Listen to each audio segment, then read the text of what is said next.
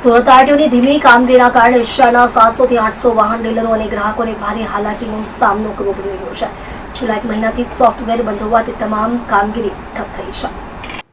સુરત આરટીઓમાં છેલ્લા એક મહિનાથી સોફ્ટવેર બંધ હોવાના કારણે વાહનોની રજિસ્ટ્રેશન અને ટ્રાન્સફરની કામગીરી પ્રભાવિત થઈ છે. વાહન ટ્રાન્સફર, લોન ટ્રાન્સફર અને લોન બંધ કરવાની કામગીરીમાં ભારે વિલંબ થઈ રહ્યો છે, જેના કારણે ડીલરોની સાથે સામાન્ય લોકો પણ મુશ્કેલીમાં મુકાયા છે. ડીલરોનું કહેવું છે કે જે કામ 7 દિવસમાં પૂર્ણ થઈ જવું જોઈએ તે કામ છેલ્લા એક મહિનાથી અટકી પડ્યું છે.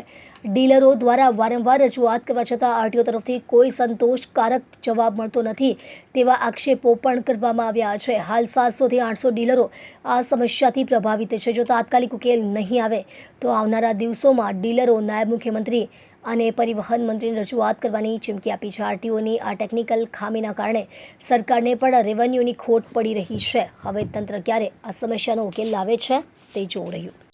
મારું નામ જતીન કુમુદચંદ્ર જરીવાલા, અહીંનો રહેવાસી છું, સ્થાનિક છું અને ડીલરો છું. હવે અહીંયા આરટીઓ પર આજે અમે લોકો જે ભેગા થયા છે તે આરટીઓની એકદમ તદ્દન ધીમી ગતિએ કામગીરી અને છેલ્લા એક મહિનાથી તો કોઈ કાર્ય થતું જ નથી.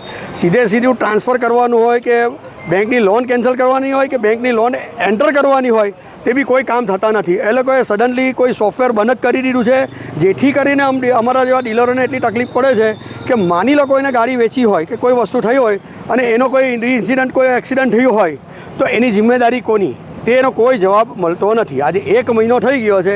એક મહિનાથી સુરતની કોઈ આરટીઓની કોઈ કામગીરી થતી નથી. આરટીઓની અંદર વાત કરીએ તો ડીલરોની સંખ્યા કેટલી શહેરમાં અને રોજને કેટલા લોકો આ નામ ટ્રાન્સફર માટે આવતા હોય?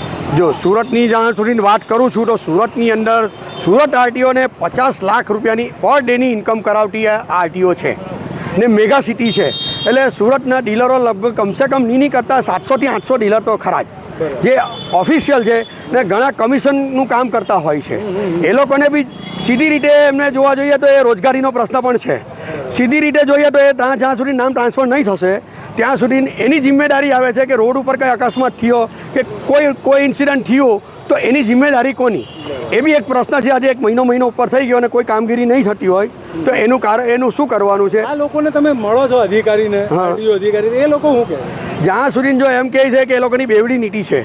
બેવડી નીતિની તમને એક એક્ઝામ્પલ આપું છું કે જ્યારે સુરત હાઈકોર્ટે, જ્યારે અમદાવાદ હાઈકોર્ટે એમ કહી દીધું છે કે કોઈપણ 3 વ્હીલર ટેમ્પો પર પેનલ્ટી લેવાની નહીં 50 રૂપિયા, તો આજની તારીખમાં બી પેનલ્ટી લેવામાં આવે છે. જ્યારે રીપાસિંગ થાય છે, 15 વર્ષ જૂના વાહનો થાય છે, એની ઇમિડિયેટ ઇફેક્ટ એ લોકોએ લઈને અત્યારે બી એ લોકો પેનલ્ટી વસૂલ કરે છે. તો જ્યારે સર્ક્યુલર પર કામ થતું હોય ને તો સર્ક્યુલરને હાઈકોર્ટની ઉપર છે તો બંને સર્ક્યુલર બતાવે એ લોકો.